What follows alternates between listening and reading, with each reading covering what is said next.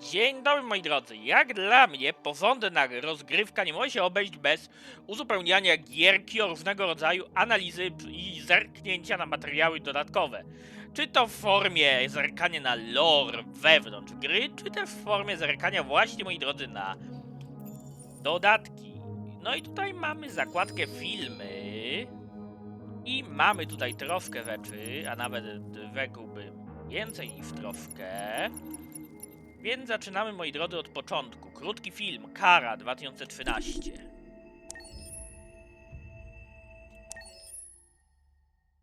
No to lecimy, moi drodzy. A, to jest koncept, moi drodzy. Czyli to jest jak gdyby wczesna faza projektowania gry. A to heca. Szkoda, że pewnie niezlokalizowane.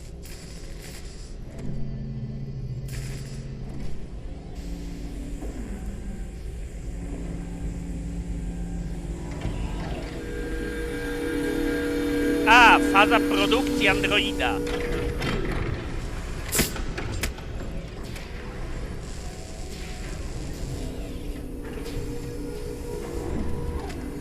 Can you hear me? Yes. ID. KPC 897504C. Can you move your head? Fajne, przypomina mi nieco tego robota Sofię. Oczywiście w bardziej zaawansowanej formie. Animation checked. Now give me your initialization text. Hello. I'm a third generation AX400 android. I can look after your house, do the cooking, mind the kids. I organize your appointments. I speak 300 languages and I am entirely at your disposal as a sexual partner. No need to feed me or recharge me. I'm equipped with a quantic battery that makes me autonomous for 173 years. Do you want to give me a name? Yeah. From now on, your name is Kara. My name is Kara.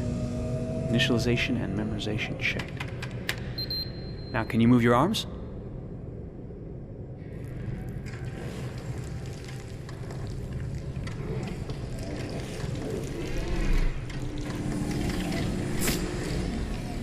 Upper limb connection checked. Now say something in German. Ich bin ein AX400 Android dritter Generation, erschaffen als Ihr persönlicher Assistent und intimer Beziehungspartner. Say it in French. Je suis un androïde de troisième génération AX400, conçu pour être votre assistante personnelle et votre partenaire intime. Okay. Now sing something in Japanese.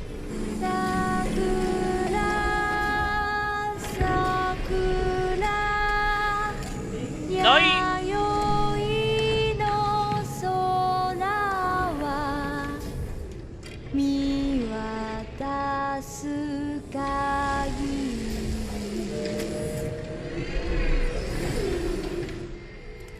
coraz bardziej ludzko wygląda. Multilingual verbal expression checked. Go ahead, take a few steps.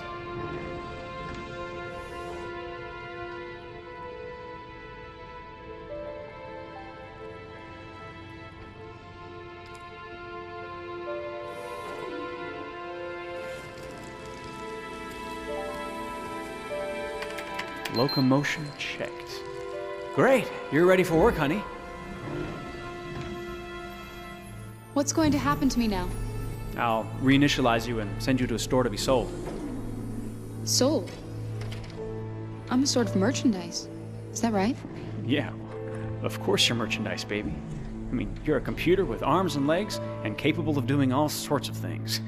And you're worth a fortune. Oh, I see. I thought... You thought? What did you think? I thought... I was alive. Shit, what is this crap? That's not part of the protocol. More memory components going off the rails. Okay, recording. Defective model. Disassemble and check the required components. You're disassembling me, but why? You're not supposed to think that sort of stuff. You're not supposed to think at all, period. You must have a defective piece or a software problem somewhere. No, I feel perfectly fine, I assure you. Everything is all right. I answered all the tests correctly, didn't I? Yeah, but your behavior is non-standard. Please, I'm begging you, please don't disassemble me. I'm sorry, honey, but Defective models have to be eliminated. That's my job. If a client comes back with a complaint, I'm gonna have some explaining to do. I won't cause any problems, I promise. I'll do everything I'm asked to. I won't say another word. I won't think anymore. But I've only just been born. You can't kill me yet. Stop, will you please stop? I'm scared.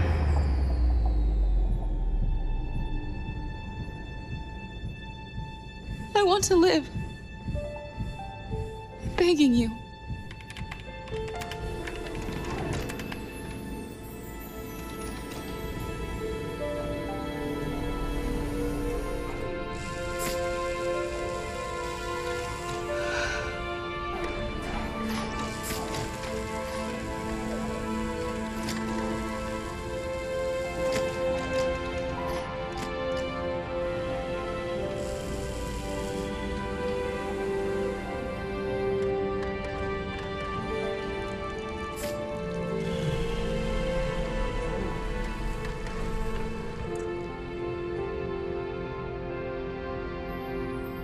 Go and join the others.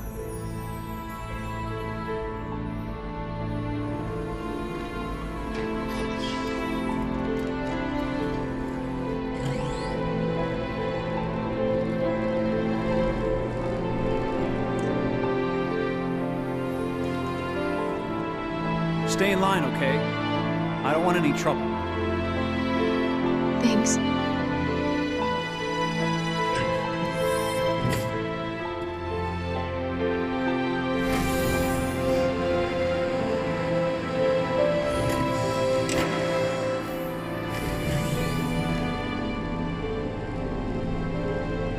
My God. No, pierwszy filmik jest niezły, ale przez chwilę obawiałem się, że Kościół ją dezaktywuje.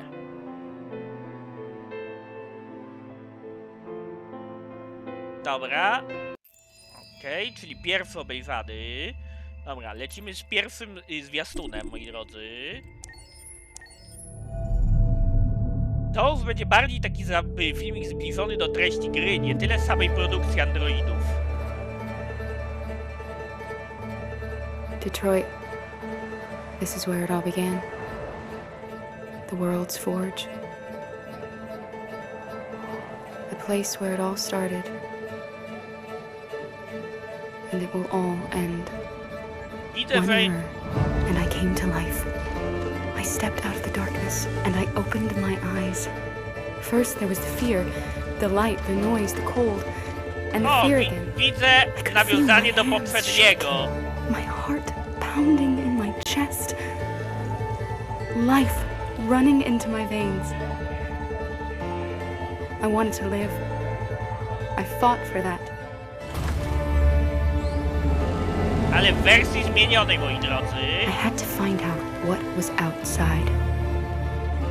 I had to see daylight, feel sunshine on my skin, wind on my face, to see the world, the colors, the smells.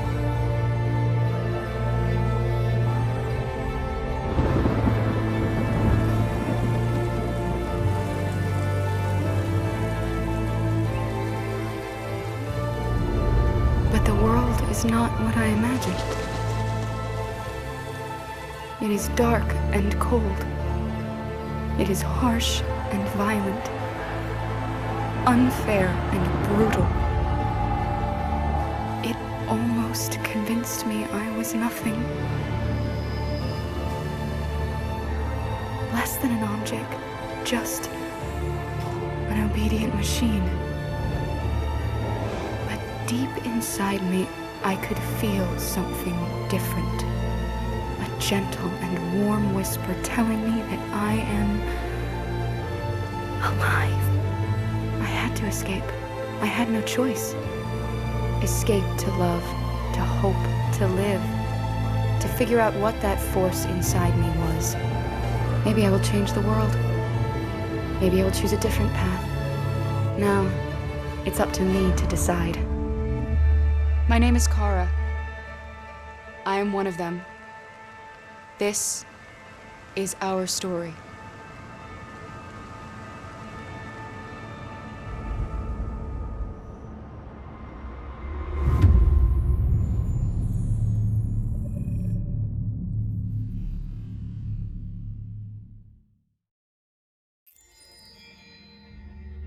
Dobra, no to lecimy z kolejną rzeczą, odkrywanie Detroit. Moim zdaniem ważne jest, te filmiki są zajebiste, żeby wam pokazał każdy, moi drodzy, jeden, bo każdy uzupełnia grę, każdy wnosi coś do fabuły.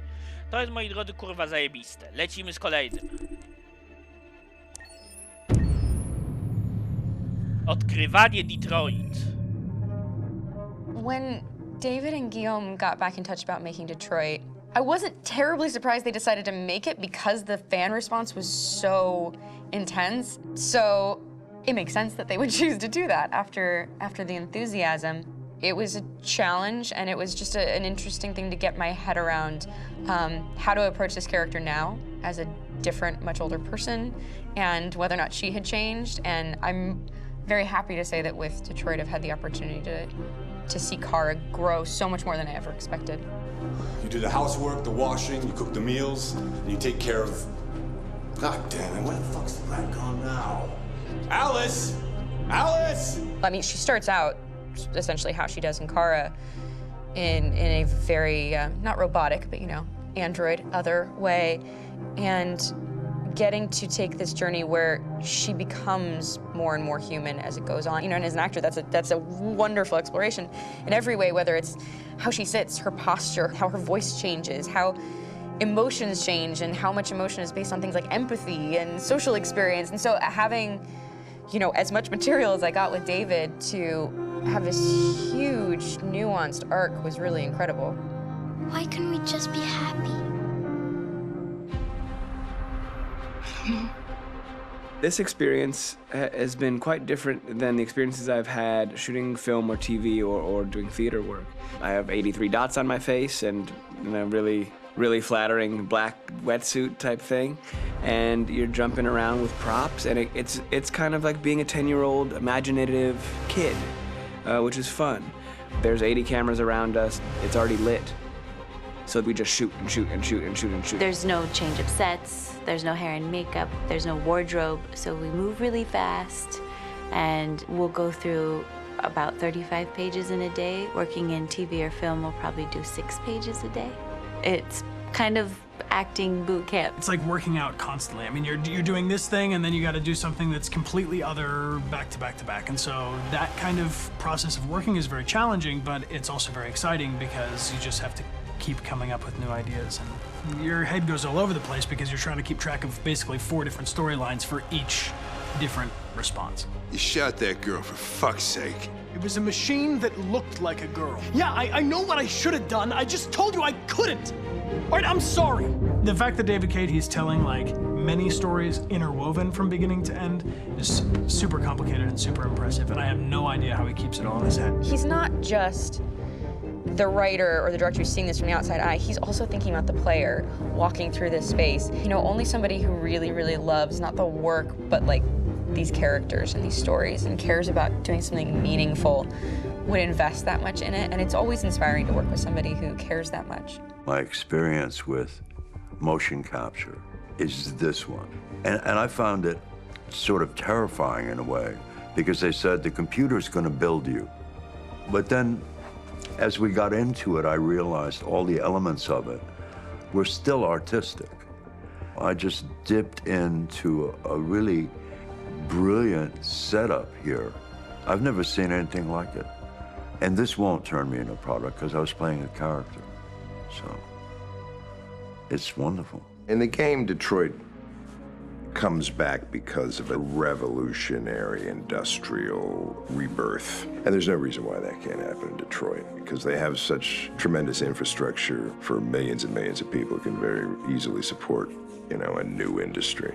The city is really strong and resilient, but the city has also been through so much. You see the damage. But it takes that time of kind of rebuilding and reinvesting into the city that I think is happening slowly but surely. The potential of Detroit as a city is something that this game does a lot of justice to, because it would be easy to look at Detroit as some place that used to be, and that's not the case. This game provokes a lot of conversation and reflection on our potential near-future engagement with machines. That's what we are to them.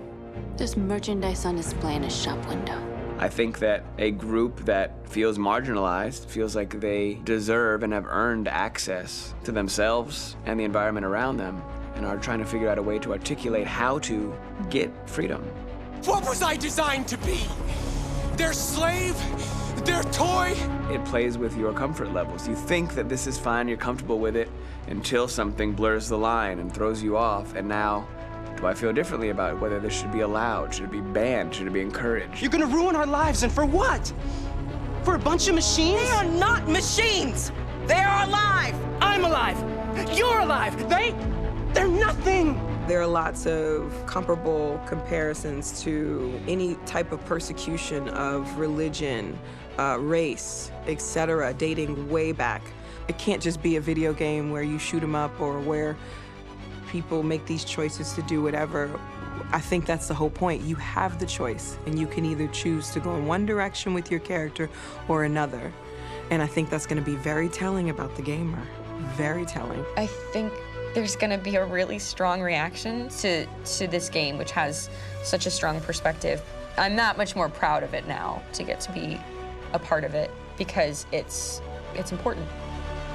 In this game, you're actively building and designing the character through not just what kind of shield does he have or what color hair does she have, but like their temperament and the way they deal with problems. The different endings to this game are so radically different based off maybe seemingly insignificant choices in the moment, but like life, they all add up. And can't play life again, though. No, nieźle. Opinia twórców, dobra. Lecimy z kolejnym, moi drodzy, filmikiem.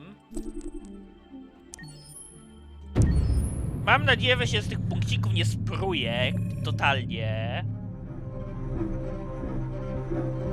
Tutaj prezentują nam głównych bohaterów. My name is Connor. My name is Kara. I am one of them. This is our story. I think who Kara is, or how I would describe Kara, depends entirely upon who's playing her, because you have the option to make her multiple different people depending on the choices she makes.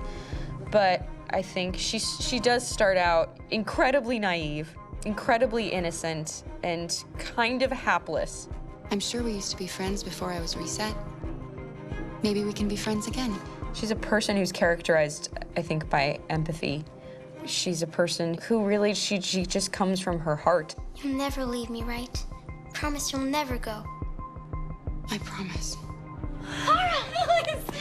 Are you okay? Are you hurt? Wait a minute. Leave her alone! Kara, leave her alone! The really beautiful thing that I've had the gift to be able to do is to essentially build a person from the ground up, because that's what she's doing throughout the game. And with every experience she has and every person she meets, she's building, you know, first emotions and then the sense of judgment. And it's sort of an exploration of what it is to be a human. Don't worry. Luther and I will be right here.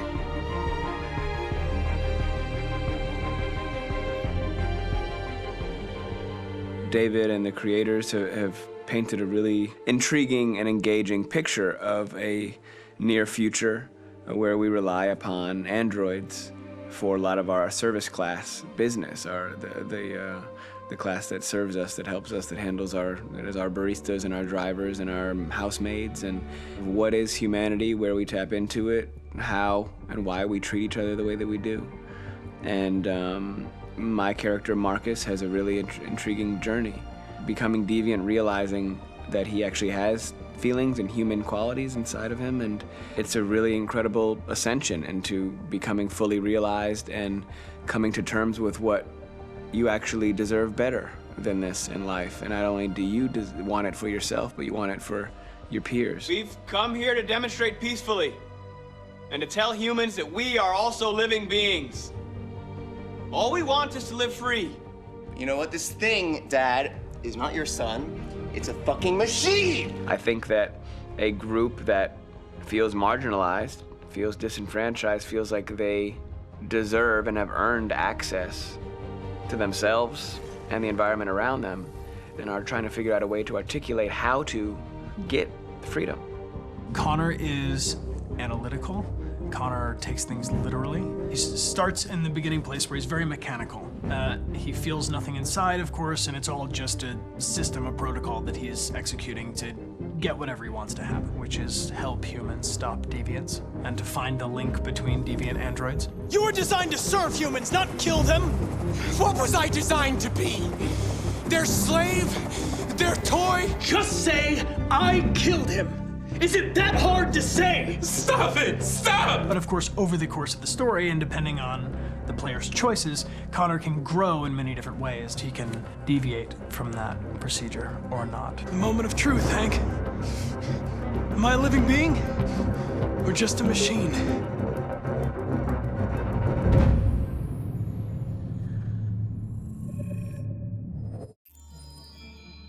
Dobra, lecimy, moi drodzy, z kolejnym. Detroit, interaktywna opowieść.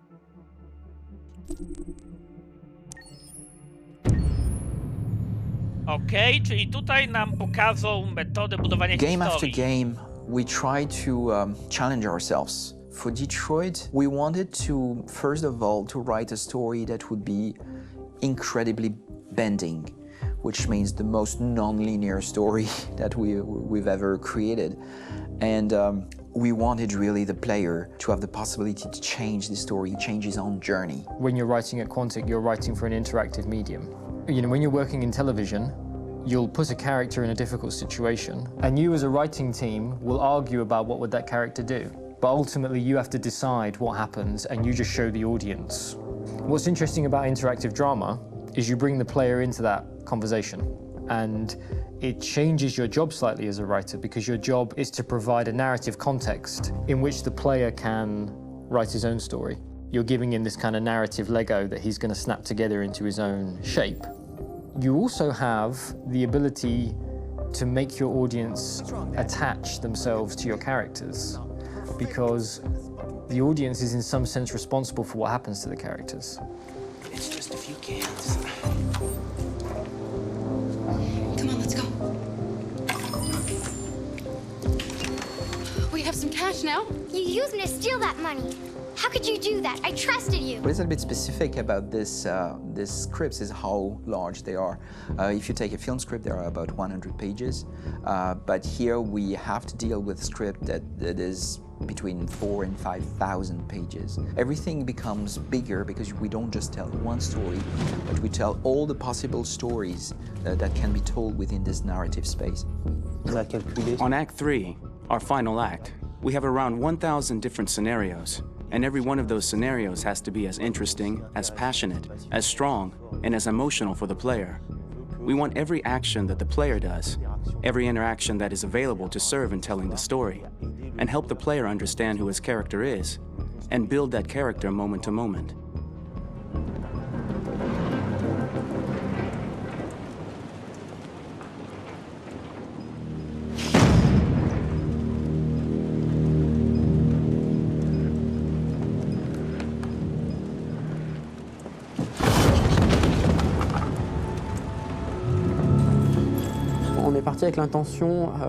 We started with the intention pretty early on that we would never lie to the player. So we implemented a visible tree structure in the game that players can consult during a scene or at the end of it, which shows exactly what they did and what they missed. There are games out there offering world exploration.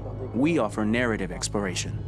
You know, keeping control of such a wide and large story is a huge challenge. So same thing when you shoot with actors, because you will need to shoot many different versions of each dialogue, of each scene. For actors, it's a huge, huge challenge. Because of the style of the game, you have so many different ways that the character can go. Every decision, it's what I call kind of choose your own adventure. Like every decision that the player makes, it's going to open up 40 more pages of material and experience that ties in, which means as a performer, you have to try to continue to make things feel real that the player might not ever see, but also that in performance, it's not always connected to a previous act. It's grueling, it's hard work, but it's a great team, and I enjoy doing it. I was really frustrated. I was until I got to this point where I kind of was able to step outside of my own experience and even in a lot of ways my own process and be able to step outside of that and okay, this is something new. What do you need? how do I meet you there? How do I give you what you need and still feel like I'm doing what's right? And once I did that, then all of a sudden it got really fun. It was much freer, and having to approach it in a new way and think about the player and think about how it serves them and what I'm doing for them or what I'm letting them into. It's really, I think, helped me grow in general. Remember, there's nothing on the left. That's a wall, so it's probably all there. And then make her come first, close. But I think you would go first to check that it's safe. Okay, sure.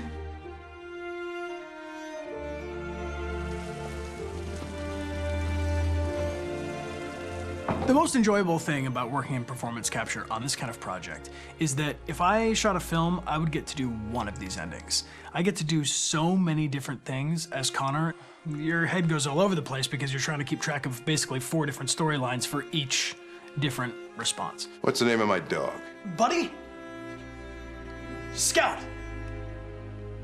I think it's Jack. I can't remember.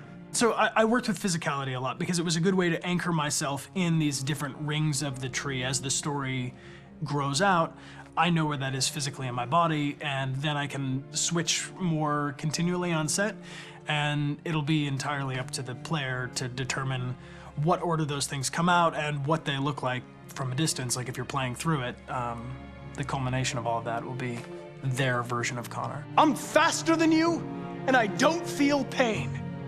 You don't stand a chance against me. Listen, asshole. If it was up to me, I'd throw the lot of you in a dumpster and light a match to it. Shooting action scenes at Quantic Dream is a real challenge because these are scenes where the storytelling has to continue.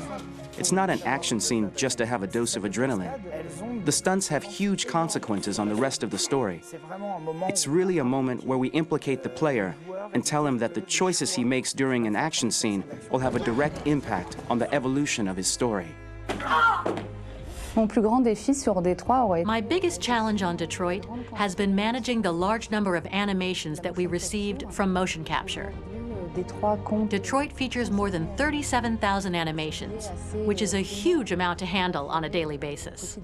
You have to realize that the player, in his first playthrough, will miss certain scenes.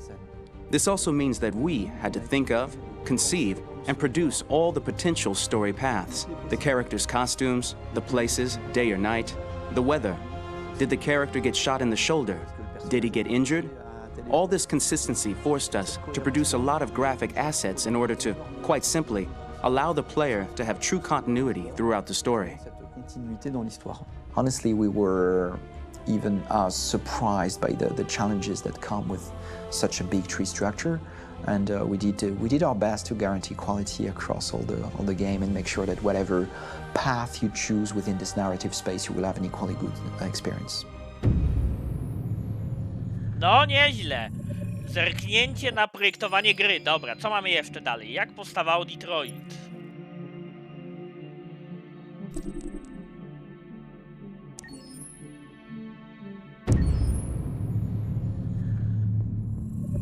Detroit Become Human was produced over a period of 4 years. Dalej. Here in Paris, we have a team of about 180 people. And to that, we need to add also all the outsourcing with our partners in the Philippines, in China, Vietnam, and in India.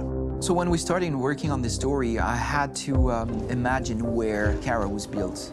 And for whatever reason, the city of Detroit came very quickly to my mind because it had already an incredible story by itself full of history and themes. So we traveled there with the team and we were really moved by what we saw, and we could really feel the desire to fight and really be born again. And we just continued this curve, this growth, and just imagine what Detroit would be like if the android industry was, using these huge factories to build androids there. A very strong element in Detroit is that there's a lot of industrial wasteland and a lot of nature too, and for us, the graphic designers, it was an incredible playground. The destroyed zones which we wanted to preserve, we appropriated them to turn into something else. Then in the areas that needed to be rebuilt, we were able to imagine our Detroit of the future. We didn't want to make a science fiction universe, but a world of anticipation. If we chose science fiction, we could have imagined flying cars, extraterrestrials, but those things are very far from our current everyday life. Anticipation is more about gleaning from our contemporary reality, the one we know, because Detroit is set in 2038, and 2038 is tomorrow. The difficulty we had was sticking to reality. That is to say, technology becoming more and more invisible, a lot more elegant, and at the same time, making it visual. So all the computer equipment, autonomous cars, we simply had to invent. They are in fact very technological objects, but at the same time remain very credible and ingrained in reality. To create a cohesive universe in the fashion and clothing of the human characters in 2038, I didn't want to put an accent on strange shapes, or really vibrant colors, and things we wouldn't know. That I wanted to keep for the androids. The goal was to create something familiar which we can identify with in this future setting. Working on the artistic direction for the androids was a bit special because this is a project about the place they could occupy in the human world. It was out of the question for them to be too beautiful or too perfect. They had to correspond to every social class, rich and poor. Inspired by everyday utilitarian clothes, I brought a modern touch by adding dynamic display surfaces, the armband we can see on the side, the triangle on the front and back, an LED. Like that, there's no confusion. Wait. You're sending an android? All right, ma'am. We need to go. You can't do that. Why aren't you sending a real person? Once we cast the actors, we travel to meet them in order to scan their faces. We record the structure of their face with the scan, and we record the colors and patches of skin with photography. Once we have this information, we will use this as a basis for modeling and creating the characters. The artist will make it more realistic, but will also enrich it. He will propose ideas which we will develop together. Finally, we will have a character with character who corresponds to the project and the world. When the actors come to Quantic Dream, we show them the design, what their image will be, and what they will look like in the game. This extra information gives them another dimension and color to connect with emotionally. It helps them think about how to play their character. Your mission. That's all you care about, huh? You should consult a professional who can help you. Beat it, you hear me? Get the hell out of here! So there are 3 types of shoots at Quantic Dream. Shooting and performance capture, where you capture the whole actor, his voice, his face, and his body. These shoots are obviously done with American actors because the game's original version is in American English. After that, there are the body-only shoots, representing around 250 days of filming, while the performance capture is 100 days of filming. Now, body-only shoots, there are 2 types. There are the action shoots and the technical shoots, which are mokit shoots. Mokit is when the player controls a character on the screen, and he moves in an environment to explore it. This is of particular importance at Quantic Dream, and therefore we shoot a lot to offer a unique context for each scene and each character. To prepare a motion capture shoot, we first get together to look at the sets we need, the animations that we want to shoot, which ones need to be grouped together, or which ones need to be cut and shot at another time, so that we get the most out of the shooting day. This often means shooting scenes out of order, especially those with big props or accessories, like a big car, for example. So we shoot all the animations related to that particular prop first.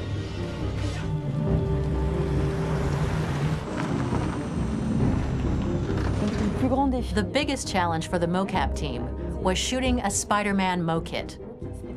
We had to build a wall and attach an actor to a harness with cables so we could pull him up and render him climbing.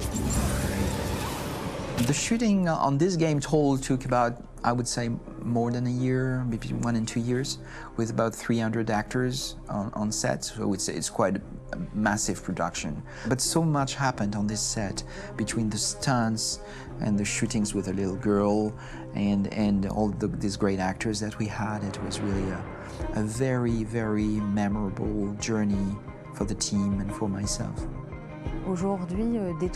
Today, Detroit has over 37,000 animations. When we retrieve the motion capture data, it's just a cloud of points, which represent all the markers worn by the actors. From this cloud of points, we have a phase called retargeting, which gives us a skeleton. This skeleton will be applied to the characters of the game. There is still work to be done, but this gives us the main movements. Since we are working on something very realistic, we must recognize the actor and also recover all the emotion he expresses in his performance. We use a system of facts, an identity card for each actor. We make the actor do a whole range of facial expressions. Then we recover all the expressions and paste the animations on a puppet that Jan has prepared. I then recover and refine these poses. I might stretch the lip, reinflate a cheek, tiny details that make the finished product really capture the actor. Because of the nature of our mocap system today, when we receive the animations, we're missing eye movements, and so the character has that dead look. He really has no eyes, so then it's a big part of the work for the animators to find the regard of the actor in relation to his position, in relation to the body, etc. It was crazy when I saw the newest model for Kara, because they've been working on it and working on it, and this was the first time I literally jumped in my seat. It not only looked so much like me, it was the fact that it looked so lifelike. It wasn't that it looked just like it was a camera, it was something else, you know, but it looked alive. It's exciting, and it's kind of terrifying. Game after game, we learned the rules of optics and filming, and our goal with Detroit Become Human was to have cameras that would actually emulate the optics of a real physical camera. So basically dealing with real-world imperfections was our main task, and just to make cameras look as real as we can. Once the animations are shot and processed by the animation department, integrated and polished, we film them. That is to say, we really do a mise en scène, as in cinema. The real difficulty of our job is to know if these cameras are telling us something. Are they in the emotion of the scene? Do they describe exactly what the action must convey, what must be felt? The most important challenge for me was one of the final scenes where Marcus decides to start the revolution and go to the battlefield. Very quickly, we imagined this to be a huge sequence shot. We wanted the feeling of a cameraman running behind us while showing Marcus, the androids who help him, the person shooting at us, etc. Above all, it was necessary to say to oneself, this scene is very violent but does not glorify war. On the contrary, that war is something improbable and absurd. It was really a fun challenge. The idea was to say we have 3 characters. We would like each of them to have a specific cinematography. We wanted Kara to be much more filmed with some kind of handheld camera, to have something very living, very breathing. For Connor, we wanted something very cold and very perfect. And for Marcus, we wanted something epic and spectacular. So it was about the filming, but it was also about the photography. So we worked with a director of photography to give each character a different lighting, different key colors. Each of them would have their own worlds. And finally, we worked with the composers, so they would create a specific sound for each character, so each would have his own world and his own style.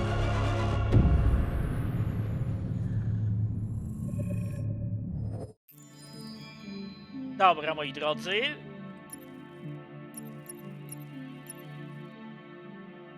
O, jeszcze będziemy mieli historię dodatkowych bohaterów, ale teraz najpierw jeszcze ścieżka dźwiękowa Detroit. Lecimy, czyli tym razem będzie troszkę o muzyce nam powiedzą. Dobra.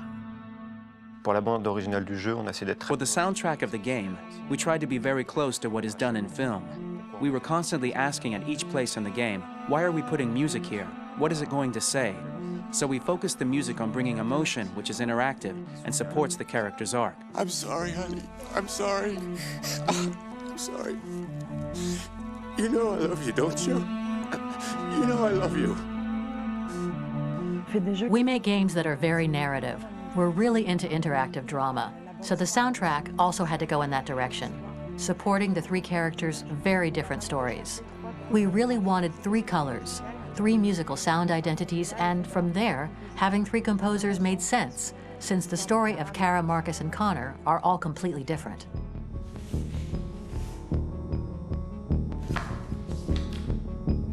You recognize him? It's Carlos Ortiz. For Connor, we wanted a soundtrack that could be very cold and very mechanical, very machine-esque somehow. For Kara, we wanted a soundtrack that would be very moving and emotional. It was about the quest for identity, but it was also a journey about love and empathy.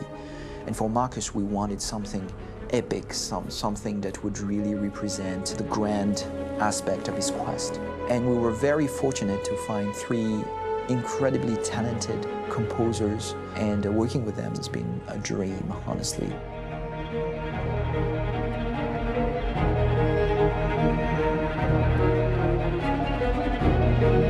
My name's Philip Shepherd, and I'm a composer and a cellist and a producer. And today we're at Abbey Road Studio One, which is my favorite studio in the world. And today we're recording the soundtrack for Kara from Become Human.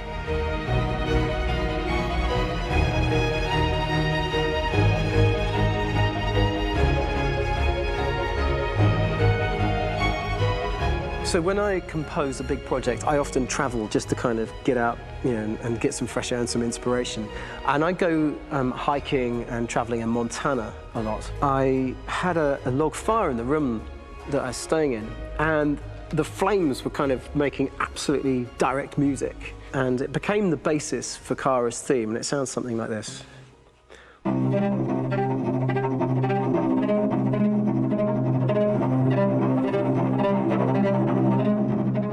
Now, over the top of that, I found a little theme that just seemed to fit over the top, which is taking Kara's name, Kara, and just using like a 2-syllable motif, and it sounds like this.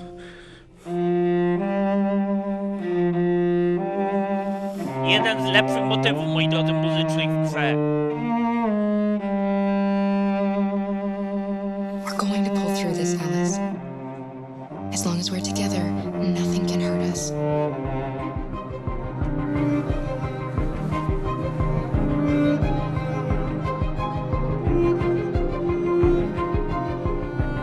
And all the time that's fitting over.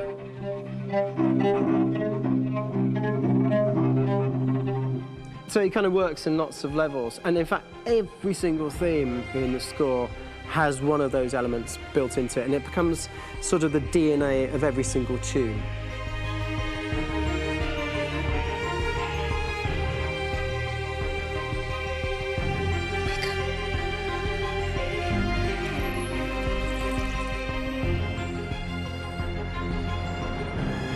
For me, writing this theme for Kara, I actually had to tap into what it feels like to be a father to daughters.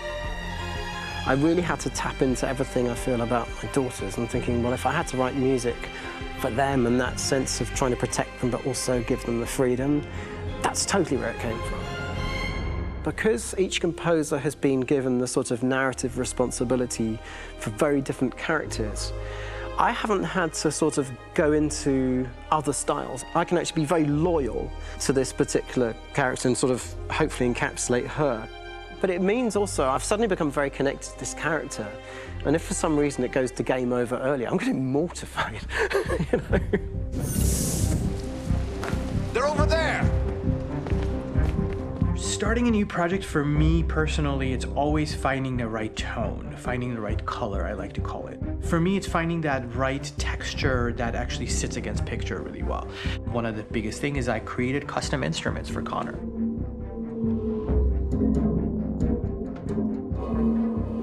I pulled out all my vintage synthesizers to be able to capture this robotic person, if you will. My approach to all of these custom instruments is that I hear the sound in my head. And either I could just come into the piano and just be like, all right, so I'm gonna just get on the computer and just create it. I rather be able to play these instruments physically. Oh, that's nice. You can do that.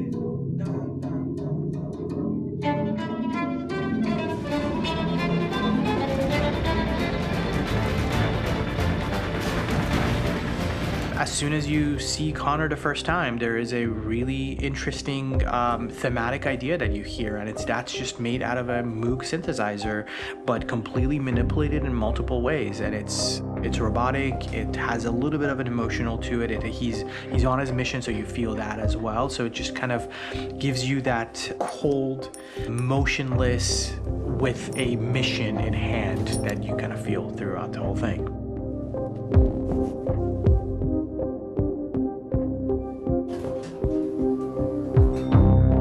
Because the music evolved, one of the things that I was very weary and I was very kind of focused on was the way that the music has to evolve. So my idea behind it was that Connor is a singular android that could at any point become a deviant or could actually stay as an android. So I created a more or less an Connor theme, and then I was able to just manipulate it in different aspects of it. Is everything okay, Lieutenant?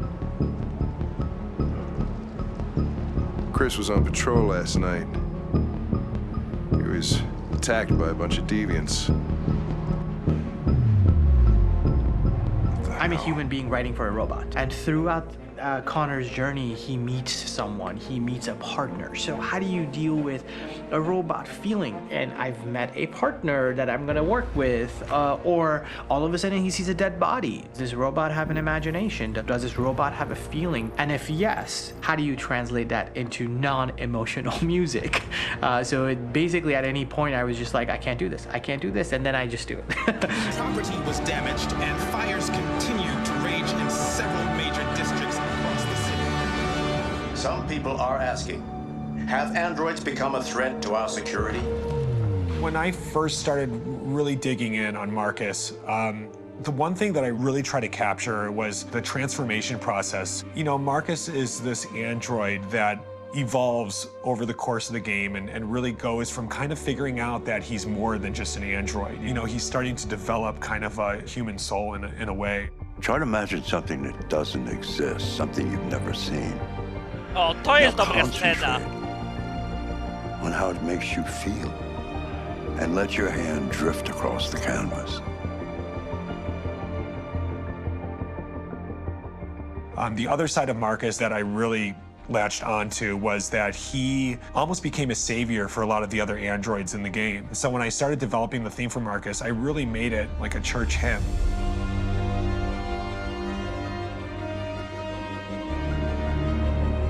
I wanted it to be very simple. I wanted to make it a chordal melody. I really wanted to make it almost like a Bach hymn. The tough thing with that is it had to be recognizable. If I made it too complex from a harmonic standpoint, it would be hard, I think, for people to kind of pick it out and recognize it. It's very acoustic derived, but it's also been treated with a lot of effects and things to kind of put it into the space that I felt the sound should be in. It can be beautiful, it can be haunting, it can be extremely powerful from an action standpoint, and I'm really happy with the way it turned out. The music is there, but it's subliminal and it's emotional, and people are feeling it, and it's not distracting. And that's tricky with a game like this, where you have to have a lot of ins and outs like that, where the music kind of has to get in and out of these moments. This is a war we're fighting with the humans. If we fail, they'll destroy us. I think the game's been put together so well where I just wanted to make sure that I wasn't ruining the emotion.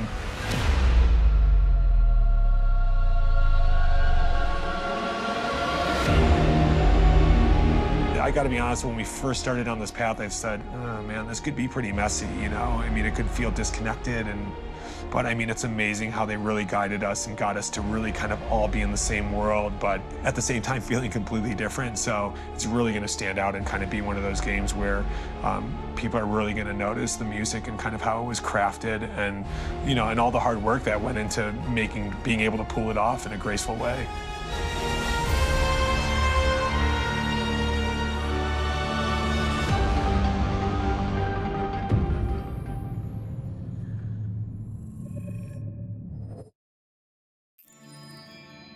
Dobra, krótko Detroit. Co tutaj będziemy mieli? O, to biewy, to ma... Oh. For starters, what should I call you? Chloe. I'm Chloe. And you, what's your name? Oh, John. My name is John. Delighted to meet you, John. Could you tell us a little about yourself and what you can do, Chloe? Nasza narratorka. Of course. I'm the first personal assistant built by CyberLife. I take care of most everyday tasks like cooking, housework, or managing your appointments, for example. And I understand you're the first android to have passed the Turing test. Could you tell us a little more about that? I really didn't do much, you know. I just spoke with a few humans to see if they could tell the difference between me and a real person. It was a really interesting experience. But this is the first time in history that man has created a machine more intelligent than himself. I gather your brain can perform several billion operations per second, is that right? Absolutely, but I only exist thanks to the intelligence of the humans who designed me. And you know, they have something I could never have. Really? And what's that? A soul. Ciekawe, aczkolwiek test Sterninga nic nie pokazuje moim zdaniem, bo jakby to powiedzieć, istnieje różnica między badaniem ilościowym a badaniem jakościowym. Badanie ilościowe pokazuje liczby, a badanie jakościowe pokazuje jakościową odpowiedź na linii tak, nie, 0, 1, prawda, fałsz. Czyli, jakie powinno być badanie jakościowe człowieczeństwa? Zdolność do nadpisania własnego programu, zdolność do buntu przeciwko założeniom. Lecimy dalej.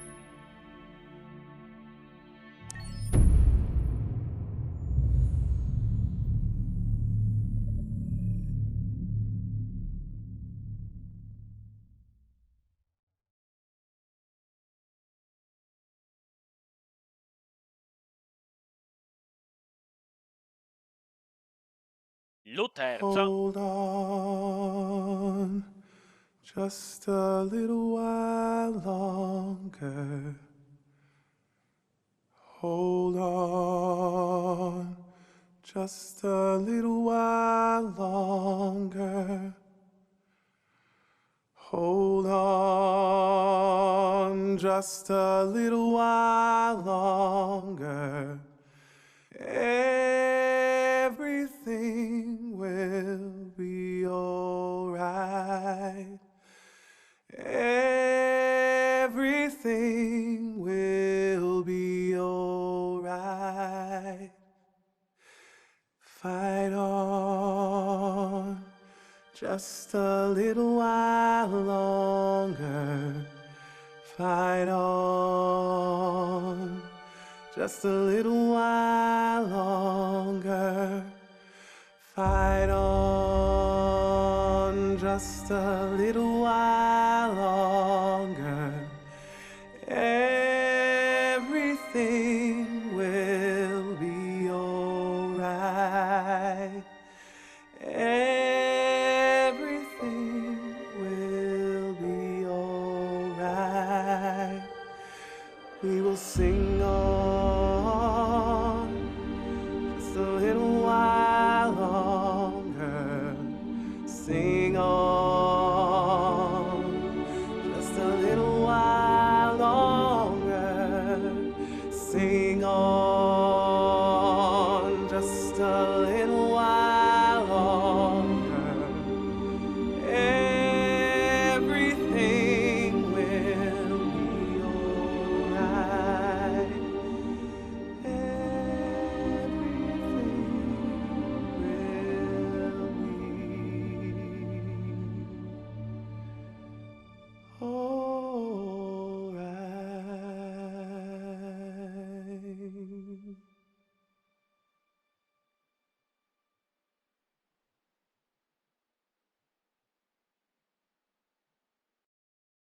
Ciekawe, to jest pewnie ta pieśń androidów, którą oni śpiewali w tym, podczas protestu Markusa, kiedy byli otoczeni. To jest zapewne to, więc cieszę się, moi drodzy, że to wam pokazałem. Dobra, lecimy, moi drodzy, z kolejnym, zlatko, zbrodnia w latko. Jep.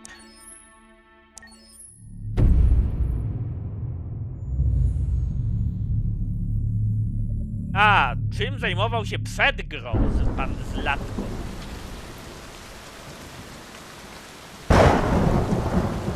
Dosłownie dom niczym z Frankensteina, moi drodzy.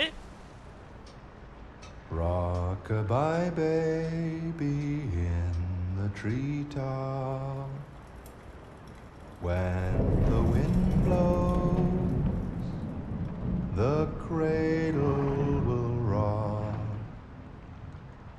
When the bough breaks, the cradle will fall.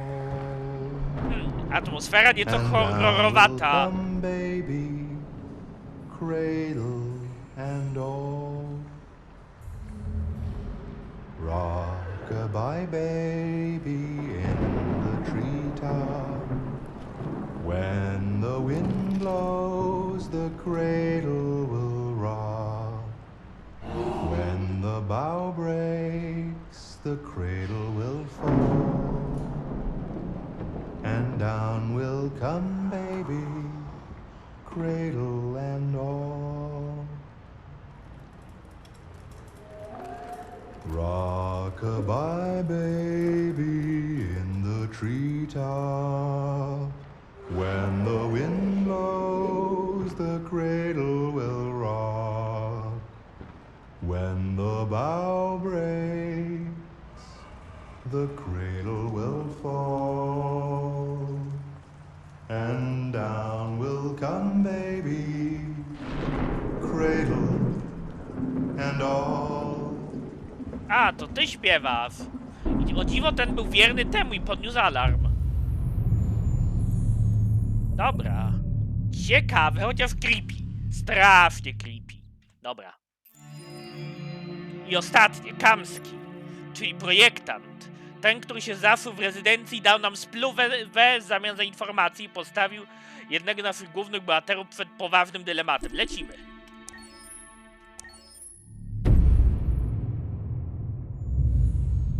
Kurczę, ponadgodzinnym materiał miał bonusowy mi wyszedł, to taki bonusowy wyszedł porządny. In the space of a few years, androids have completely transformed the world in which we live. By letting androids into our homes and factories, the CyberLife company has made them everyday technology.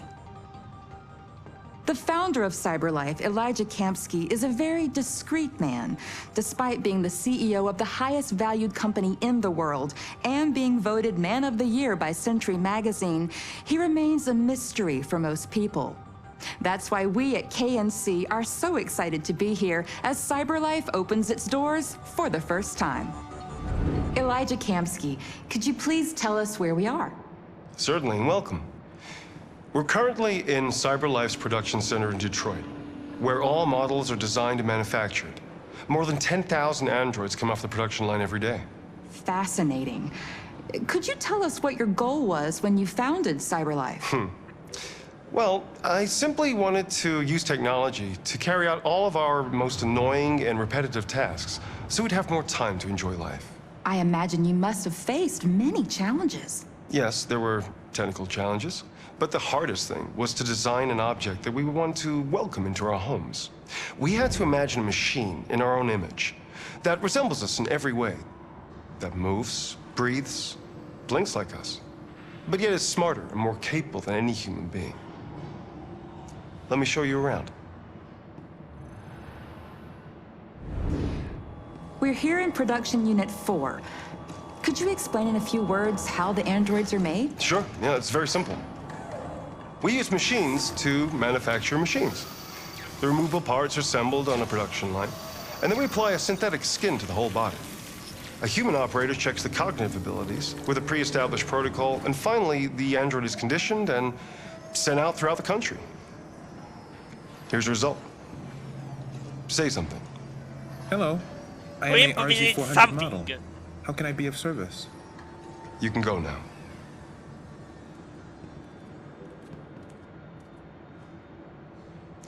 Our androids are already replacing humans in many fields. For example, they represent more than 80% of all university professors and 63% of all medical staff. Tomorrow they'll replace our soldiers, and who knows, maybe one day, our leaders, to make the best decisions in humanity's interest.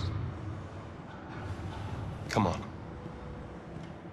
Replacing humans with machines has led to record unemployment of 28%. what do you think about the situation? Okay. The first steam engines also caused an increase in unemployment. But no one today would imagine turning back the clock.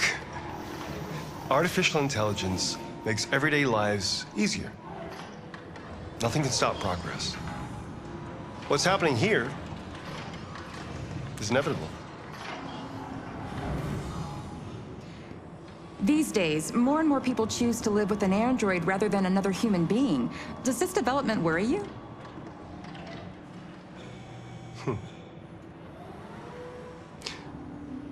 Everything's much easier with an android. They obey your orders without ever complaining. They can cook, discuss philosophy with you, have intimate relationships according to your desires. They never say no. Obviously, they are the perfect partner. Everyone deserves happiness. Why deprive yourself of so-called moral reasons when a machine can make you happy? Many science fiction books tell the story of how machines become more intelligent than us and end up confronting us. Aren't you worried about that possibility? I understand the irrational fears about artificial intelligence, but I assure you that will never happen with a CyberLife android. They're designed to obey humans. They're machines. They can't ever develop any sort of desires or form of consciousness. Are you sure? I'm absolutely certain. Nope. You can trust me. Not be so certain. Nie bądź taki pewny, mordeczko.